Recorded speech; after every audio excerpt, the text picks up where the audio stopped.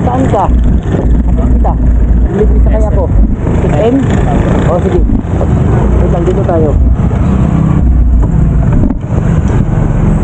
Maganda, sakay din ito.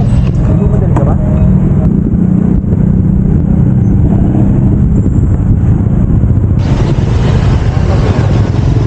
Saan ka ba nag-aaral ko yan? Ibus National Life sa Bukata. Lagay ko na ha. Sige po.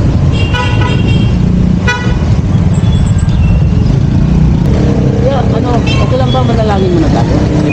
Ikaw manalangin. Okay lang? Ikaw manalangin. Hindi po ako ito pa. Ha?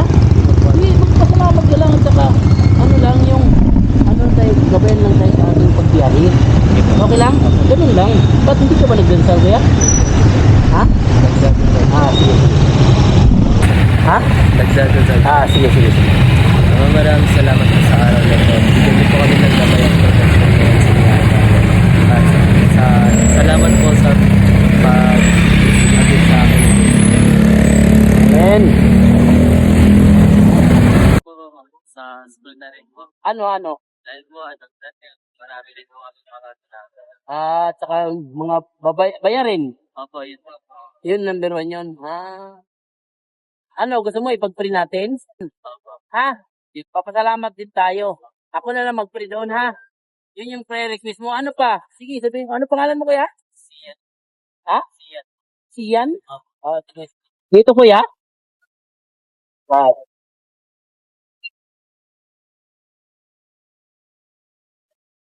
Anong prayer request mo, kuya? Sa mga problema ko sa School at saka bayarin. bayarin po. So, ano pangalan mo? Siyan. Siyan, sige. Try natin. Panginoon, salamat po Panginoon na kami po ay nakarating dito sa pupunta ni Kuya na safety. Panginoon, itidalangin ko po ang sa araw na ito na bigyan niyo po si Kuya ng lakas ng pangatawan na magawa niya kung gagawin niya sa buong araw Panginoon at gagawin siya effective Panginoon. Idalangin din namin ang kanyang problema sa school Panginoon na sana magampanan niya po Panginoon, bigyan siya ng talino at lakas Panginoon sa kanyang gagawin sa school at lalo na sa mga pabayarin Panginoon ni Kuya Sian. Nawa Panginoon ay magampanan niya at mabayaran niya Panginoon ang mga bayarin.